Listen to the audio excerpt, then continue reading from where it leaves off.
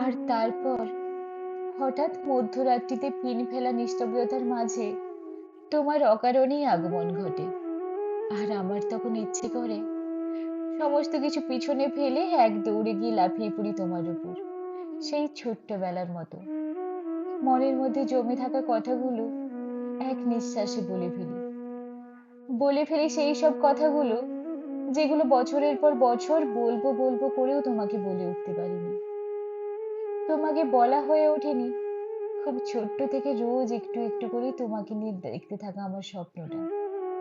শীতের রাত্রি, ব্যালকনি, একটা আরাম কেদারা, দুটো চায়ের কাপ, তুমি আর আমি, পারফেক্ট ডেট আমাদের।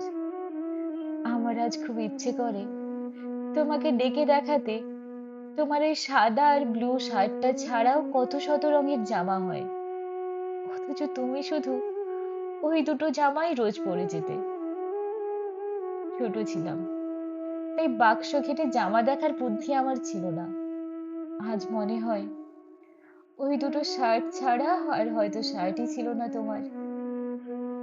রংচটা হাত ঘড়িটা বদলে দিতে আজ খুব ইচ্ছে করে। তুমি তো জানলেই না, দেখলেই না কত কিছু। শুধু ওই নীল সাদা শার্ট, একটা হাত ঘড়ি আর এক জোড়া চপ্পল, এই নিয়ে সারা জীবন কাটিয়ে দিলে। জানো, আমার পাহাড়ে যাওয়ার খুব শখ। সেই শখের পিছনেও যদিও তোমারই হাত। কেন জানি না মনে হয় সব থেকে উঁচু পাহাড়টা যেখানে মেঘ এসে ছুঁয়ে দিয়ে যায়, তুমি হয়তো ওখানেই থাকো। আমি চিৎকার করে বাবা বলে ডাকবো, আর তুমি সেই আগের মতো বলবে, কি হয়েছে মামুনি? একদিন এসো, হাতে সময় নিয়ে এসো।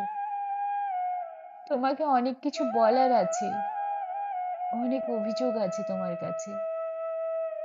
তোমার লক্ষ্মী মেয়ের অলক্ষ্মী হয়ে ওঠার গল্প শোনানোর আছে।